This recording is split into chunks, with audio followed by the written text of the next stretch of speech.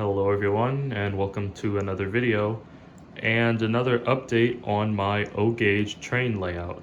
If this is your first time watching, this is my 9.5 by 8 feet O Gauge Lionel Postwar-Style layout. It's really a 4-foot by 8-foot table and a 4-foot by 3-foot table bridged together, as you can see. I've done a good amount of work since the last update.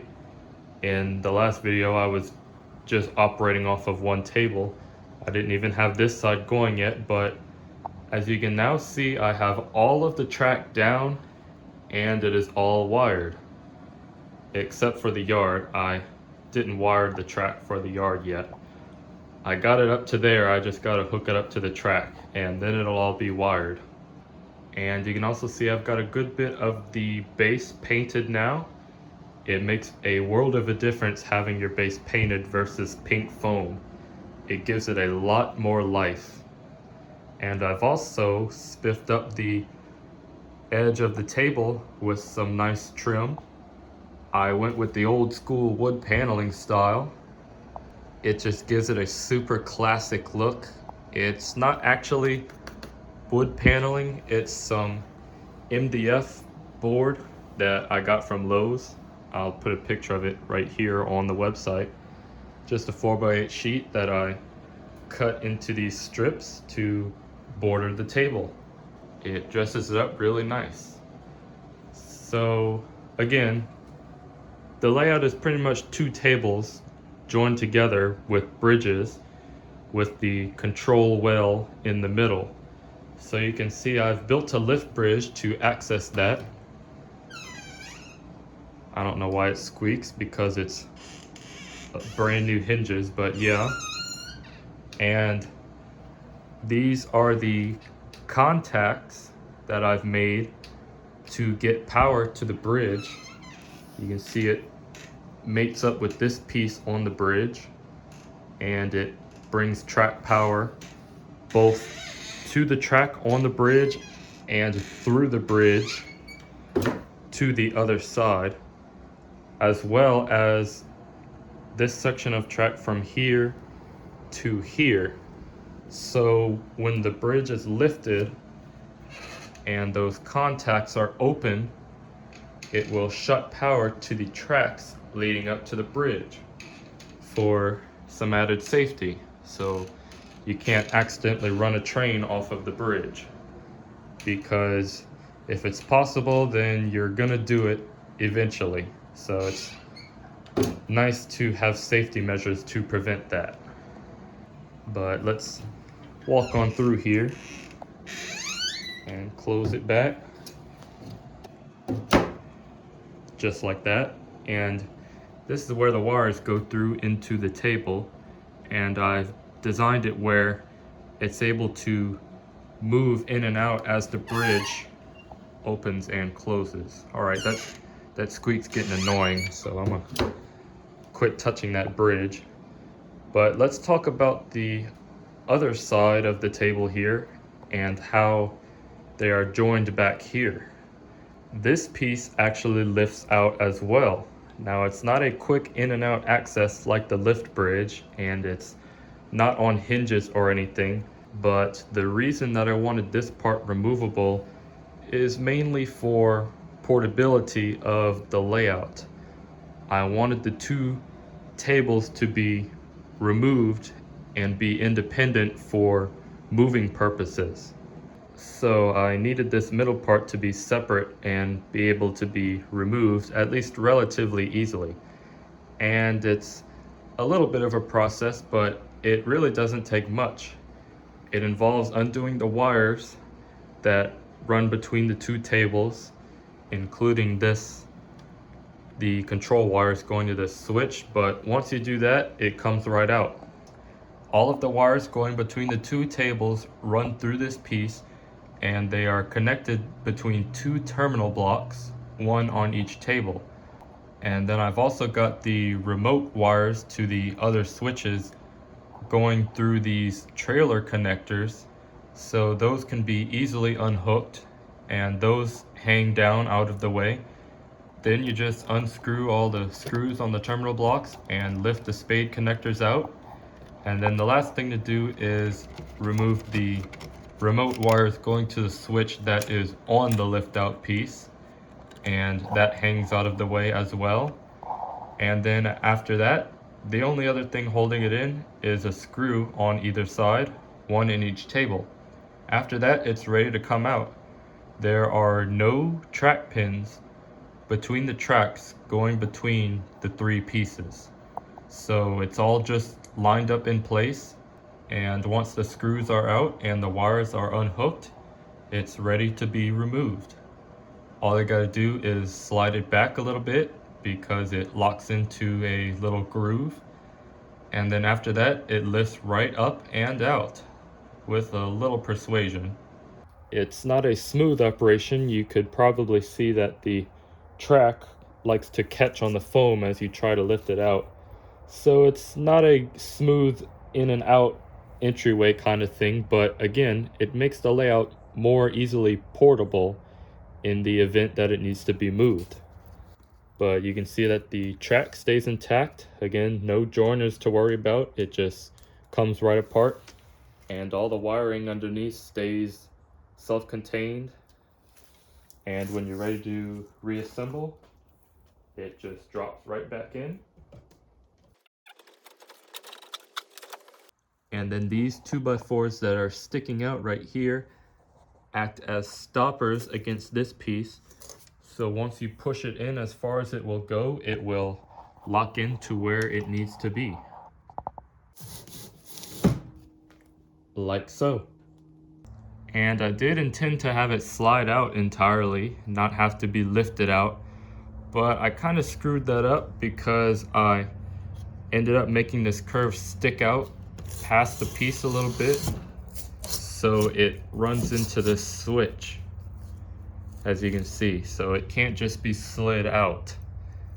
Maybe before I get too far, I'll adjust the track over here to fix that, but then again, it's not like this piece is coming out every other day, so I might just not worry about it, but it is kind of annoying. It just catches it so it can't slide out. Well, anyway, let me get this all put back together and we'll get back to the rest of the layout.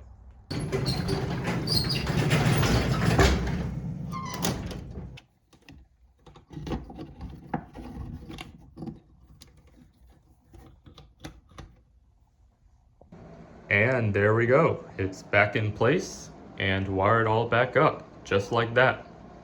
I think it's a pretty cool system how it all works.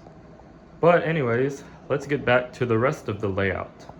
What is new?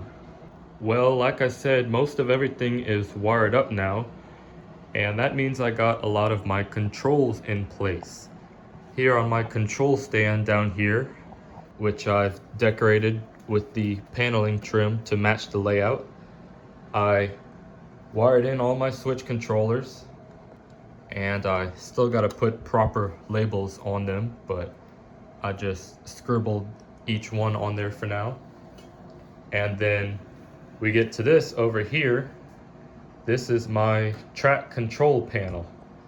This panel shows the track plan and all of the different sections that it has. Each color is a different section of track, and I can control the power going to each of them. I can shut each section off. But the main thing is, I've come up with an interesting system to select which transformer controls which section of track. Let me explain. You can see that I have these switches on here, and they are a single pole double throw switch. So I have the power coming from each transformer independently going into the backs of all of these switches. I'll throw in a picture here, and what I can do with these switches is I can select either transformer A powers this section, in the middle is off, or I can choose to power this section with transformer B. Now in the future I want to get a bigger transformer than this, probably a 1033 or something similar, but this is what I have for now. This is my main transformer. So this gives a lot of flexibility for operations. For example, I can set the LW transformer to control the green circuit, the outside loop, and then set the second transformer to control both of the red sections, which I call the reversing loops, and the blue section, and I can have a train running around like this. Or I can park that train in one of these sections or the yard, shut the power off, and then I can set both green and blue to the LW, and I can run a train around the outside and the inside around the control wheel like so. So that's just a few options, and while that's going on you can still have the other train switching in the yard even. So it's a neat system and has a lot of flexibility to control on the layout, and it's a lot of fun to pick the routes like that with these switches. Now if you're wondering, these switches came from AutoZone. I think they were about $4 each. But the problem is AutoZone only stocks like one or two at a time for some reason, so I had to hop around to different stores and get all 5. So keep that in mind if you want to use these switches, but they do look and feel nice versus just a regular toggle switch. But that is my track control panel. You'll also notice that I have all of the turnout codes labeled on here as well to make it easier. I'll probably put stickers on the actual switches as well. Now I've also installed some of my controllers for the accessories in the yard over here, such as these buttons and some switches, but I don't have them wired up yet, as you can see, but I've mounted them just to figure out where they will go. As far as accessories go in the yard over here, we have an icing station, a barrel loader, a American Flyer oil drum loader, and in the future I want to get a lumber mill right here and a 182 magnetic crane right here, as you can see by my markings. For now I have this dump bin to dump the logs into, and I also will have another dump bin right here to put metallic objects in to pick up with the crane. So I should have a pretty active yard with lots of stuff to play around with. I also have a Mark's water tower right here and a signal bridge back here, and there will be various yard lights and floodlights around the place as well. And I do have one more operating accessory, but it's over on this side. It is my milk platform. Now I did forget to mention, and if you've seen the layout before you may have noticed, I did alter my original track plan. I used to have a second track going through here with another turnout here, and I haven't updated my control panel for that yet. I'm still working on it. I need to print out another piece. But yeah, I changed the track plan. My original idea was to have a siding right here, which was on the outside of the mountain, which will be in this corner. So that way one line would go under the mountain, one would go in front of it, but it was just too constricting, I felt, with what I wanted to do scenery wise. It was kind of pushing into my city scene that I want to do right here. Which, speaking of that, I recently got this Plasticville gas station, which will go around here somewhere. But what I replaced that siding with is this little industrial track right here for the milk platform. So now it's just a simple spur track to back the car into, unload it, and get back on the main line. I think I'll like that a lot better. It's kind of reminiscent of my old layout, which was very small compared to this one. And my old yard was just two little bitty spur tracks to push the cars into. Plus, it will give me a lot more scenery space over here. So I'm looking forward to that. And actually, I lied. I do have one more operating accessory that I forgot about over here. I added a Lionel male pickup set. This is kind of a lesser known accessory, but it's a lot of fun.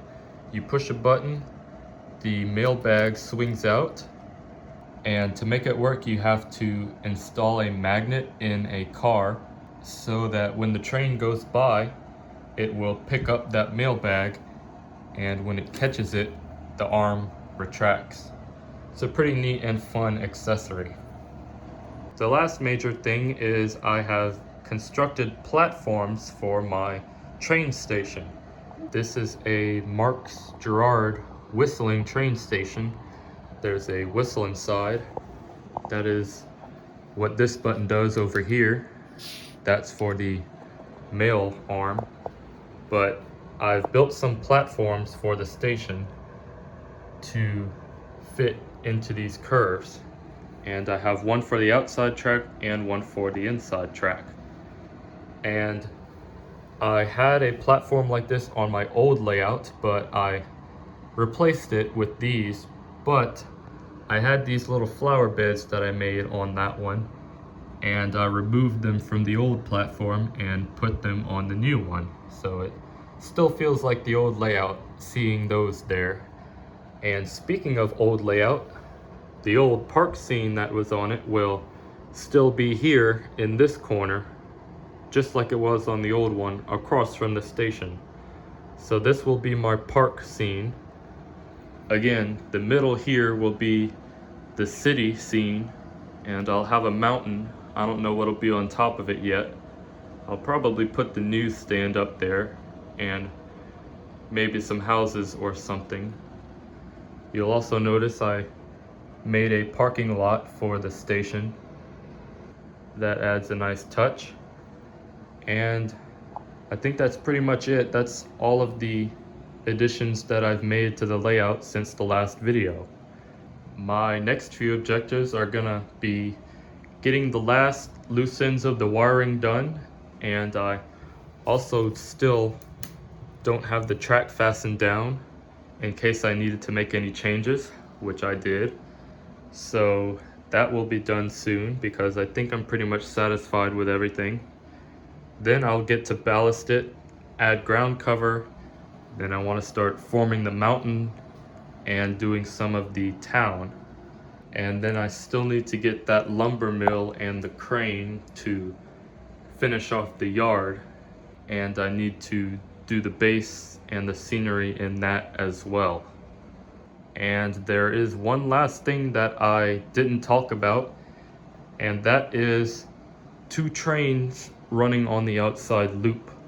I don't know if I got it in the video yet, but I have this switch right here, which I made a little label for 2 trains on the outside loop.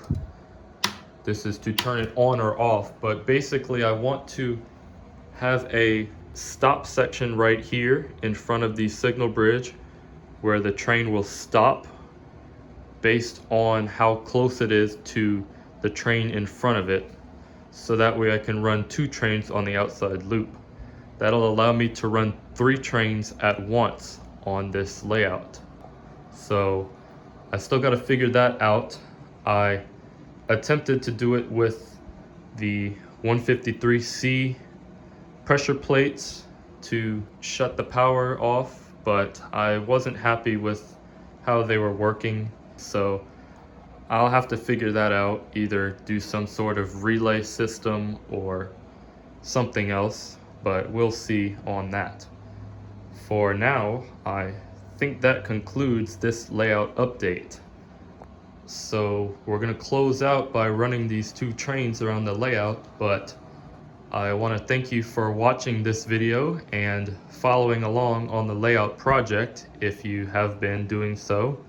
If you enjoyed the video, be sure to give it a like and stay tuned for the next update. So with that, I want to thank you for watching and hope you have a great rest of your day. Now let's run some trains. Well, I realized that I forgot to actually demonstrate the control switches when I talked about them, so they're all off. Actually, now they're all off. Neither transformer does anything to either train. If I set the outside to A, the LW controls it. If I set it to B, the other one controls it. LW does nothing. So we'll set the outside to A and the inside parts to B. I think it stalled on the switch over there.